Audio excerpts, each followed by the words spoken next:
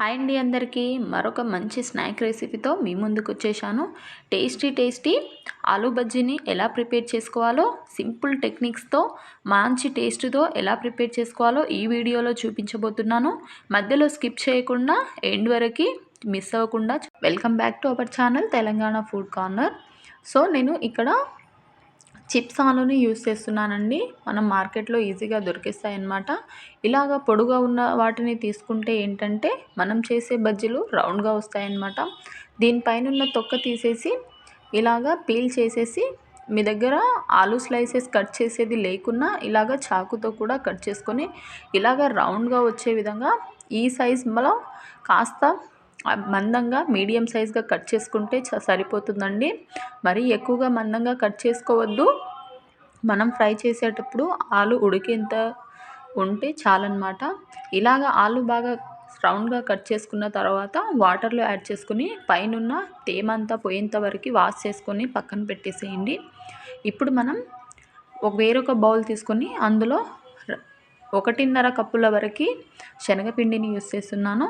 అందులోనే 1 table spoon ginger garlic, 1 table spoon పసుపు, 1.5 table spoon కారం, అలాగే 1 table spoon ajwain, 1 table spoon వంట సోడా, 1 టేబుల్ స్పూన్ సాల్ట్ రుచికి సరిపడినంత, అలాగే మనం ఫ్రెష్గా కట్ చేసి పెట్టుకున్న ఈ కొత్తిమీర ఆకుని కూడా కట్ చేసుకొని యాడ్ చేసుకోండి.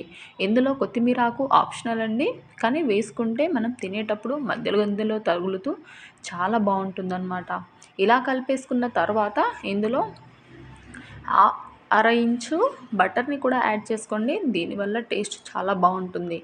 ఇలా బాగా కలిపేసుకున్న తర్వాత ఇందులో మధ్యలో ఆపుతూ కొంచెంగా వాటర్ని యాడ్ చేసుకుంటూ మనం ఈ పిండిని బాగా బజ్జీ పిండి ఎలా అయితే ప్రిపేర్ చేసుకుంటామో కాస్త మీడియంగా కొంచెం గట్టిగా కలుపుకుంటే చాలన్నమాట. మరీ లిక్విడ్ లాగా కాకుండా మరీ గట్టిగా కాకుండా ఇలాగ మనం కలిపేటప్పుడు 1 నిమిషం పాటు పిండి అలా ఆగి కింద పడితే చాలన్నమాట.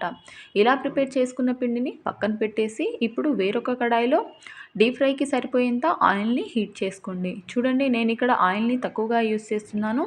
తక్కువగా ఉన్నా కూడా ఆయిలే పీల్చకుండా ఈ బజ్జీని ప్రిపేర్ చేసుకోవచ్చు అన్నమాట.